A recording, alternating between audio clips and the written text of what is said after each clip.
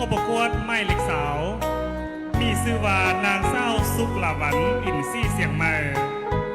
อายุของน้องได้17 ปีน้ำหนัก48ลวงสูง165บ้านอยู่ปัจจุบันบ้านฮาดเฮียนน้องเป็นนักเรียนสังกัดที่โรงเรียนมัธยมสมบูรณ์สันติภาพ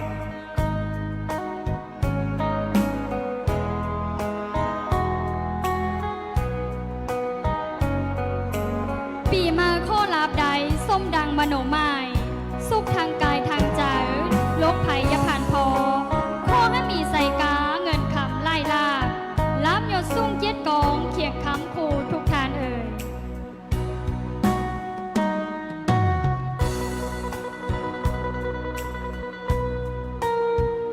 และที่กำลังย่างแสดงความงามให้กับประธานแข้งที่มีเกียรติได้รับชมในตอนนี้